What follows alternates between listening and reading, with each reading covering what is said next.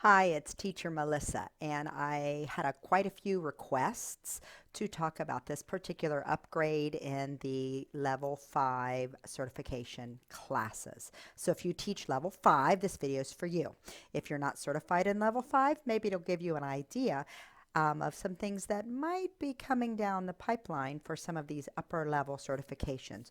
The goal is to get the student talking more as part of the class and processing the language in their head.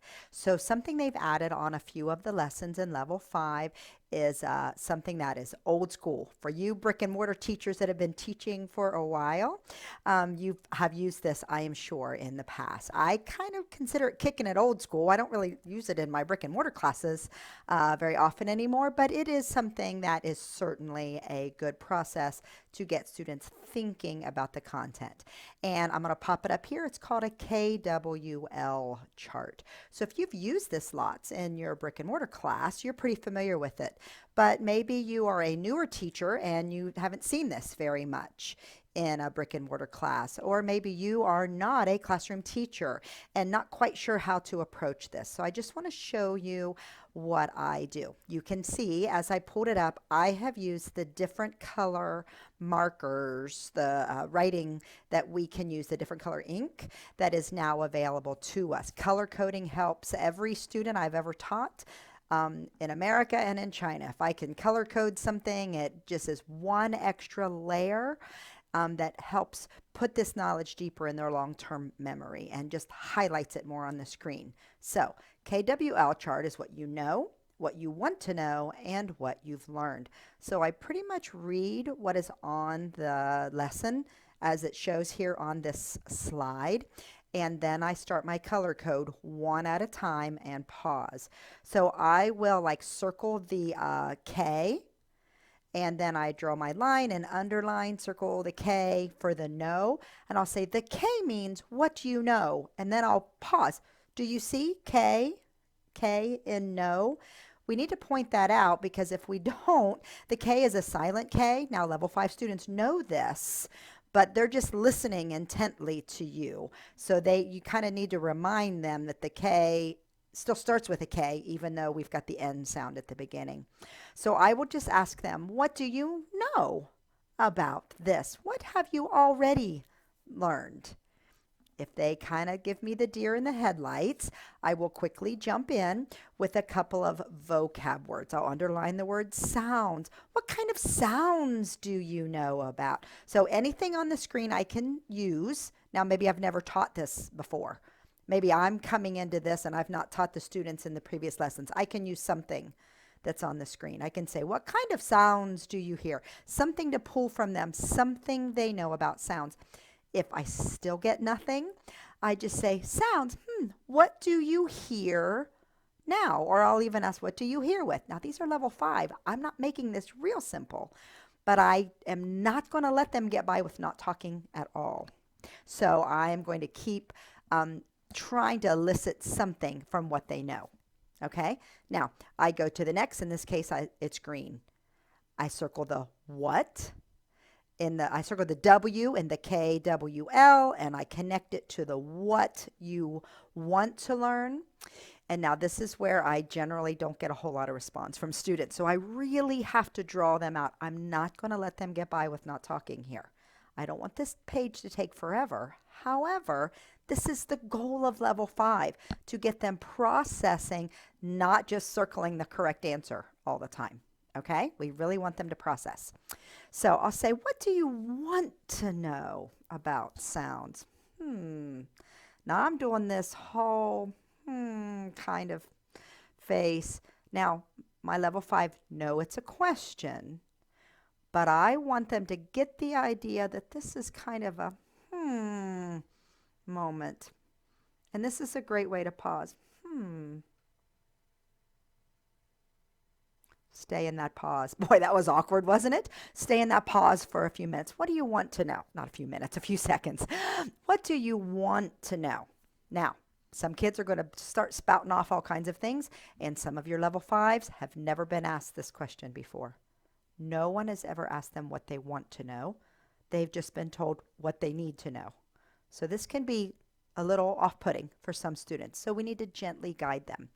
So I will give them some hints depending on what they just said.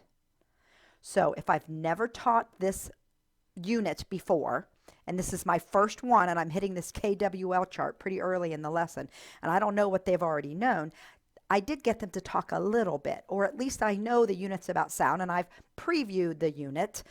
Obviously, I've prepped a little bit and looked through the slides quickly to make sure I know what's coming up.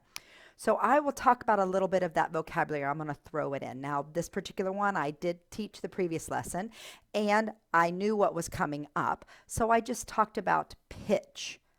Oh, I'm just going to keep asking questions. I'm not going to tell them anything. I'm going to keep asking questions on what do you want to know. So I say, pitch, high or low. What do you want to know about pitch? Again, I don't care what they say. I want them to say anything. Ask me a question. They might say, what is pitch? And I'll say, great. I'm not going to tell them. This is what they want to know. Great question. We will learn that soon. And I just go on. No, I mean, they might ask me a science question and I have no idea what the answer is. And I'll say, oh, great question. Let's find the answer. Then I'm going to go on with the lesson. Okay? If I do know the answer, I am still not going to answer it on the what. The what isn't really them asking us for us to answer. The what is getting them to have an inquiry mindset. I'll say, great question. Let's see about that. Let's look for that answer. Okay? I do not answer on the W. I don't want them to just get an answer back from me. I want to keep that inquiry mindset going, okay? Then I get to the L, same thing. I'm going to circle the L. This case I've used black. I'm going to circle the L. I'm going to connect it to the learn. I say on a KWL, L means what you've learned now. In VIPKid, you show me what you've learned in the assessment. When will there be an assessment? What lessons? If I've got a level 5 that probably shouldn't be in level 5 and they're not quite sure, I'll pull up a chart.